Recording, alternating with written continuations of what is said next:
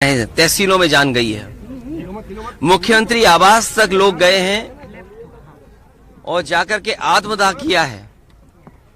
मुख्यमंत्री आवास हो, मुख्यमंत्री की ऑफिस हो, जेलों में जान गई, थानों में, अस्पतालों में और कस्टोडियल डेथ में उत्तर प्रदेश लगातार आगे बढ़ता चला जा रहा है। आखिरकार सरकार क्या चाहती है और सरकार का काम करने का तरीका क्या है? इसीलिए हमारा मानना है, समाजवादियों का मानना है कि न्याय हो और सच्चाई सामने आए। लेकिन योगी जी कह रहे हैं कि जो भी कानून व्यवस्था में बाधक बनेगा उसका राम नाम सत्य कर दिया जाएगा। ये भाषा मुख्यमंत्री की नहीं हो सकती है। इंस्टीट्यूशंस हैं, कोर्ट है, थाना है, तहसील है, वहां न्याय मिलेगा। ये जो भाषा बोली जा रही है, ये भाषा इसलिए बोली जा रही है कि वो वोट चाहते हैं, क्योंकि विकास किया नहीं, काम किया नहीं, महंगाई है, बेरोजगारी है, किसान की दुख तकलीफ दूर नहीं हुआ, आय बढ़ी नहीं। किसान के सामने किस मुंह जाएगी सरकार?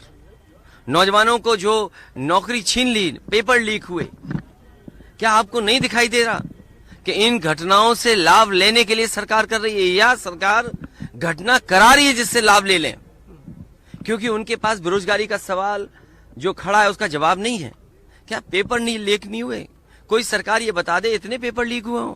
1, 2, 3, 4 पेपर नहीं, 9, 10 पेपर लीक हुए कि नौजवानों को क्या जवाब दोगे आप?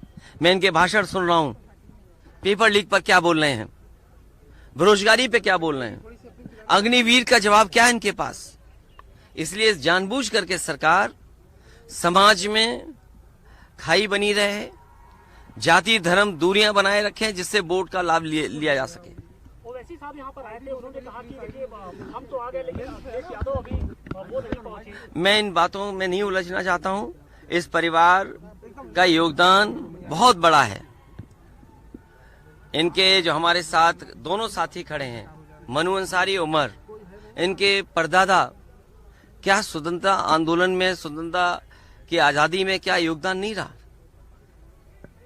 क्या उनके दादा और नाना का बड़ा योगदान नहीं रहा? तो ये वो बातें हैं जिनको ये सरकार छुपाना चाहती है। सर, डेफिनेटली ये वेल प्रतिष्ठित परिवार है। इस प्रतिष्ठित परिवार के तहत हमारा ये कहना है सर कि अभी बहुत सारे लोगों ने, यहाँ तक कि उत्तर प्रदेश प्रशासन और भारत प्रशासन ने यह कहा कि मैंने 5 बार विधायक रह चुके हमारे माननीय मुख्तार अंसारी जी, और लोगों ने माफिया और तमाम तरह की चीजों से कहा। इस पे आपका क्या कहना है सर? कभी कभी दूर बैठे लोग छवि नहीं पहचान पाते हैं, जब जमीन पर पहुंचते तो छवि जानी जाती है। जो छवि दिखाई गई है वो छवि नहीं थी। परिवार के कितने सदस्य रहे हैं, जैसा मैंने कहा कि आपने मुख्तार अंसारी नाम लिया, उनके दादा, उनके नाना का योगदान क्या देश की आजादी में नहीं रहा? किन परिस्थितियों में, किन वजह से चीजें बदली, लेकिन समाज और परिवार, और खासकर ये परिवार आज भी गरीबों के दुख दर्द में शामिल है। क्या हमने आपने नहीं देखा कि जन सैलाब यहाँ पर आ गया?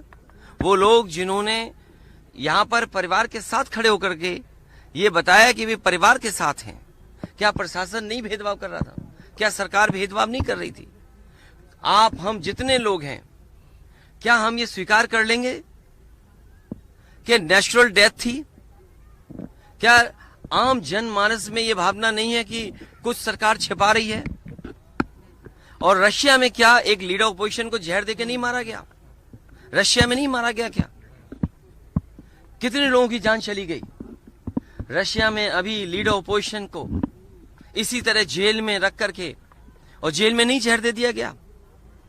आप सोचो, भारत सरकार पे आरोप है लगा कि आप हमारे देश में हत्या करा रहे हो। क्या कनाडा के प्राइम मिनिस्टर ने भारत पर आरोप नहीं लगाया?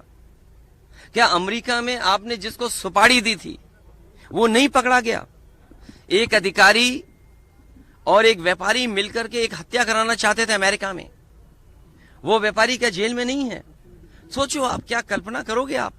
भारतीय जनता पार्टी जो कहती है हम विश्व गुरु बनने जा रहे हैं, हम विकसित भारत बनेंगे, क्या विकसित भारत की यही डेफिनेशन होगी कि हम दूसरे देश में जाकर के हत्या करा देंगे? क्या भारत पे हत्या का आरोप नहीं है? एक व्यापारी, उसने $1 लाख देने की बात की और हत्या कराने की प्रयास किया, दूसरे देश में पकड़ा गया, जेल में है, भारत सरकार का अधिकारी शामिल था।